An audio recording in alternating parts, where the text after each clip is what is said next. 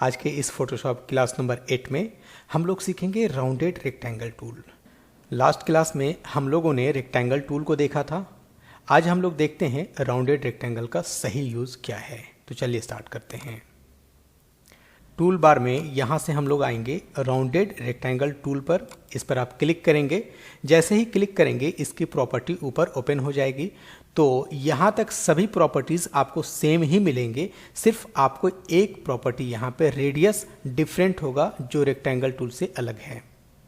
तो जैसे हमने रेक्टेंगल टूल में एक रेक्टेंगल ऐसे बनाया था, उसी तरह से आज अगर हम लोग राउंडेड रेक्टेंगल टूल लेते हैं और क्लिक करके ऐसे ड्रैग करते हैं तो आप देखेंगे कि इसका कॉर्नर स्मूथ बन रहा है, यानी राउंडेड कॉर्नर बन रहा है। ये राउंडेड कॉर्नर इसलिए बनता है क्योंकि यहाँ पर रेडियस यूज़ किया गया है 5 पिक्सल। अगर मैं इसी को कर दूँ 20 पिक्सल्स तो ये जो राउंडेड कॉर्नर है वो और ज़्यादा राउंड हो जाएगा। अगर मैं इसको 50 कर दूँ तो ये और भी ज़्यादा राउंडेड हो जाएगा। आप देखेंगे ये राउंडेड हो चुका है।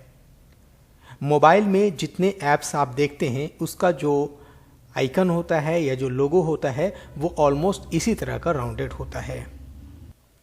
अब हम लोग बात करते हैं इसमें फिल कलर और स्ट्रोक कलर की। अगर आप इस तरह से एक राउंडेड रेक्टेंगल बनाया और इसमें कोई भी कलर फिल करना चाहते हैं तो या तो आप इस फिल कलर पे क्लिक करेंगे और यहाँ से कोई भी कलर आप सेलेक्ट कर लेंगे, या आप यहाँ से फोरग्राउंड कलर पे क्लिक करेंगे और यहाँ से कोई भी कलर आप पिक कर सकते हैं इस तरह से और फिल कर सकते हैं ऑल्ट बैक स्पेस से।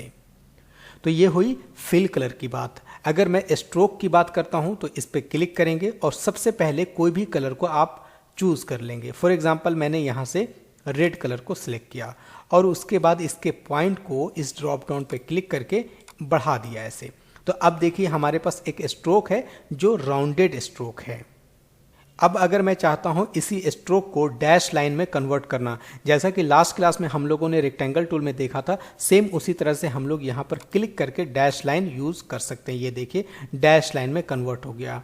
अगर आप इस पे क्लिक करेंगे तो ये डॉटेड लाइन में कन्वर्ट हो जाएगा इस तरह से। मोर पे क्लिक करके इसका अलग अलग यूज़ आप कर सकते हैं। इनसाइड है, इसको आप सेंटर यूज़ कर सकते हैं, इसको आप आउटसाइड यूज़ कर सकते हैं। तो इस तरह से आप राउंडेड रेक्टेंगल टूल में स्ट्रोक यूज़ कर सकते हैं। अब रही बात कि मैंने जो ये यूज़ किया है इसको अगर मुझे कट करना हो, इंटरसेक्ट करना हो तो कैसे करेंगे? तो सेम वही यूज़ करेंगे। आप यहाँ से आएंगे कंबाइन शेप में। अगर आप कंबाइन शेप पे क्लिक करेंगे और दोबारा कोई रेक्टेंगल बनाएंगे तो इसमें ऐड हो जाएगा, जैसा कि ये ऐड हो चुका है। अगर मैं यहाँ से क्लिक करके सब्ट्रैक्ट कर दूं तो ऐसे ड्रैग करूंगा तो ये इतना एरिया सब्ट्रैक्ट हो जाएगा। और ये जो पाथ दिखाई दे रहा है इसको आप कंट्रोल प्लस एंटर करके डिलीट कर सकते हैं ऐसे। तो एक शेप हमने बनाया था और यहाँ पर सिर्फ इसकी प्रॉपर्टी यूज़ करके इसको इंटरसेक्ट भी कर दिया, कंबाइन शेप भी कर दिया और इसको एक्सक्लूड वगैरह भी कर सकते हैं, जैसे हमने रेक्टेंगल टूल में देखा था। ध्यान सिर्फ आपको रखना होगा यहाँ पर रेडियस का। जितना पिक्सल रेडियस रखेंगे उतना ज़्यादा कॉर्नर स्मूथ बनेगा। तो मेरी समझ से यहाँ तक ये क्लियर हो गया है। अब बात करते हैं हम लोग एलिप्स टूल की। राउंडेड रेक्टेंगल टूल के बाद यहाँ पर आता है एलिप्स टूल। इसको जब हम लोग क्लिक करेंगे तो इसकी भी प्रॉपर्टी वैसे ही मिलेगी जैसे हम लोगों ने रेक्टेंगल टूल की प्रॉपर्टी देखी थी। यहाँ पर हम लोग अगर क्लिक करके ऐसे एक सर्कल बनाते हैं तो ये राउंडेड नहीं बन रहा है जैसा राउंडेड हमें चाहिए। मैं छोड़ रहा हूँ तो देखिए ये बन तो रहा है लेकिन राउंडेड एग्जैक्टली नहीं बना। अगर आपको प्रॉपर राउंडेड चाहिए तो आप अपने कीबोर्ड से शिफ्ट प्रेस करके रखें और उसके बाद ड्रैग करें तो ये राउंडेड बनेगा। और अगर आपने शिफ्ट और ऑल्ट दोनों प्रेस कर दिया, इस तरह से क्लिक किया और शिफ्ट और ऑल्ट दोनों प्रेस कर दिया तो ये देखिए आपका सेंटर से बड़ा या छोटा होगा ऐसे। तो हमें दो चीज़ें यहाँ पर मिल गई। अगर आप शिफ्ट प्रेस करके करते हैं तो एक कॉर्नर से बड़ा होगा। जैसे मैं शिफ्ट प्रेस करके इसको ड्रैग कर रहा हूँ तो देखिए एक कॉर्नर से बड़ा या छोटा हो रहा है एक कॉर्नर से। लेकिन जैसे ही मैं क्लिक करके ऑल्ट भी प्रेस कर रहा हूं और शिफ्ट भी प्रेस कर रहा हूं तो ये देखिए आप सेंटर से इसको बड़ा या छोटा कर सकते हैं। और साथ में अगर मैं स्पेस बार को भी प्रेस कर दूं और ड्रैग करूं तो आप इस सर्कल को कहीं पर भी मूव करा सकते हैं। यानी कि मैंने शिफ्ट भी प्रेस करके रखा हुआ है ऑल्ट भी प्रेस करके रखा हुआ है और स्पेस बार को भी हमने प्रेस किया हुआ है। तो इस तरह से हमने कहीं पर भी इस सर्कल को ले जा सकते हैं और जैसे ही छोड़ देंगे माउस को, इस तरह से हमारे पास एक राउंडेड सर्कल बन जाएगा।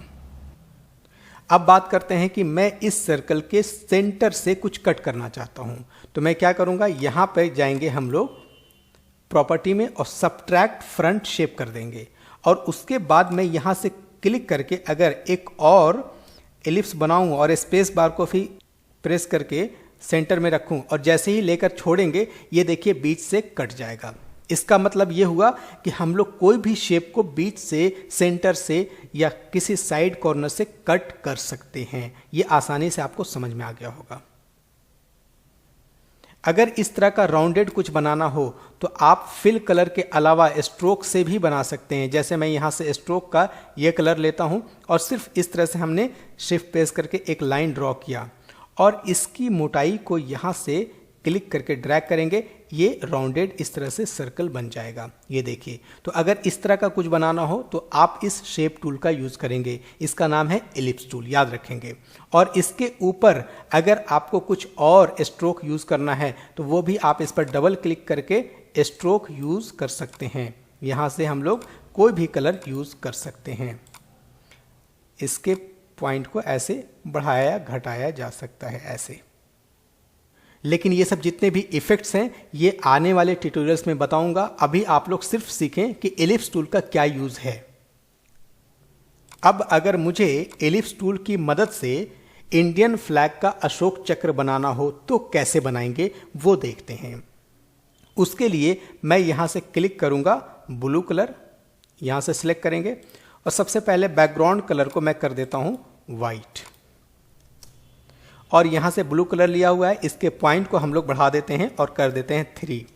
हम लोगों ने देखा था एलिप्टिकल मर्की टूल से कैसे इंडियन फ्लैग का अशोक चक्र बनाते हैं, लेकिन आज हम लोग देखेंगे कि एलिप्स टूल यानी ये शेप टूल है, शेप टूल की मदद से हम लोग कैसे एक इंडियन फ्लैग का अशोक चक्र बनाते हैं। तो यहां से क्लिक करके ऐसे ड्रैग करेंगे और शिफ्ट प्रेस करके इसको छोड़ देंगे। ये एक सर्कल बन गया है। 3 पॉइंट्स इसका विड्थ है, इसको आप और भी बढ़ा सकते हैं। मैं 6 कर देता हूं फिलहाल अभी। और उसके बाद मूव टूल पर आएंगे, इन दोनों लेयर को यहां से सिलेक्ट करेंगे, यहां से अलाइन कर देंगे वर्टिकली और हॉरिजॉन्टली। ध्यान रखें जब आप मूव टूल पर रहेंगे तभी ये अलाइनमेंट दिखेगा, जैसे ही दूसरे टूल पर जाएंगे ये अलाइनमेंट नहीं दिखेगा, ये याद रखना होगा आपको। अब ये हमने अलाइन कर दिया। अब उसके बाद आ जाते हैं इस लेयर पर। अब यहां से हम लोग एक छोटा सा एलिप्स और बनाते हैं। इस तरह से ड्रैग करके छोटा सा एलिप्स बनाएंगे, शिफ्ट प्रेस करके इस तरह से हमने बना लिया। इसको भी हम लोग सेंटर अलाइन कर देते हैं। मूव टूल पर जाने के बाद इन दोनों लेयर को सिलेक्ट किया और अलाइन कर देते हैं वर्टिकली हॉरिजॉन्टली। अलाइन कर दिया। अब उसके बाद टॉप लेयर पे आते हैं और यहां से फिर से एलिप्स टूल पर आते हैं। इस तरह से हम लोग एक छोटी सी पतली सी लाइन बना लेंगे। ऐसे हमने एक लाइन बना लिया। अब उसके बाद मूव टूल पर आएंगे और इसको अलाइन कर लेंगे सेंटर। तो इन दोनों लेयर को सिलेक्ट करेंगे और इस बार हम लोग सिर्फ हॉरिजॉन्टली अलाइन करेंगे। इसको हॉरिजॉन्टली अलाइन कर दिया। अब इस लेयर को थोड़ा सा मैं इस लेयर को हम लोग थोड़ा सा ऊपर करते हैं ऐसे, यानी कि इस छोटे से सर्कल और इस लाइन के बीच में इसको कर दिया। अब उसके बाद इसको थोड़ा सा जूम करके मैं दिखाता हूं आप लोगों को। अब इसके बाद हम लोग प्रेस करेंगे Ctrl+T। Ctrl T से क्या होता है? ट्रांसफॉर्म। याद रखें Ctrl T से ट्रांसफॉर्म होता है। अब जब मैं इसको जूम करके दिखाऊंगा तो आपको बीच में ये जो पॉइंट दिख रहा है इसको बोलते हैं हम लोग पिवट पॉइंट। इसको क्या बोलते हैं? Pivot point. तो इस पॉइंट को हम लोगों को ड्रैग करके लाना है नीचे। इसको ड्रैग करके ऑल्ट प्रेस करेंगे अपने कीबोर्ड से और ड्रैग करके लेकर आएंगे नीचे और लाकर इस सर्कल के सेंटर में छोड़ देंगे ऐसे। और उसके बाद यहां से 15 डिग्री फिल करेंगे। 15 डिग्री से क्या होगा?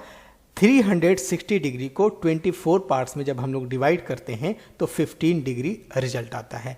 इसीलिए हमने यहां पर 15 फिल कर दिया। अब उसके बाद हम लोग यस कर देते हैं। अब ये हो जाने के बाद आप कंट्रोल शिफ्ट ऑल्ट ये तीनों को प्रेस करेंगे एक साथ और होल्ड करके रखेंगे। कंट्रोल शिफ्ट और ऑल्ट तीनों को प्रेस करके होल्ड करके रखेंगे और टी प्रेस करते चले जाएंगे। टी तो टी से देखिए मल्टीपल लाइंस ड्रॉ हो रही हैं ऐसे। अब उसके बाद आप इसको छोटा कर लीजिए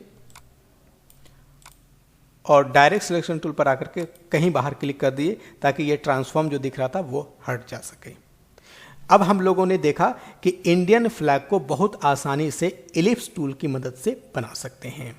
तो यही टास्क रहेगा आप लोगों का, एलिप्स टूल से इंडियन फ्लैग का अशोक चक्र बनाइए। नेक्स्ट ट्यूटोरियल में मैं बताऊंगा पॉलीगॉन टूल। पॉलीगॉन काफ़ी इंपॉर्टेंट टूल है, उसको मैं नेक्स्ट ट्यूटोरियल में बताऊंगा। तो आज तक के लिए हम लोग इतना ही रखते हैं, नेक्स्ट वीडियो में मिलेंगे, तब तक के लिए बहुत बहुत शुक्रिया। Thank you so much friends.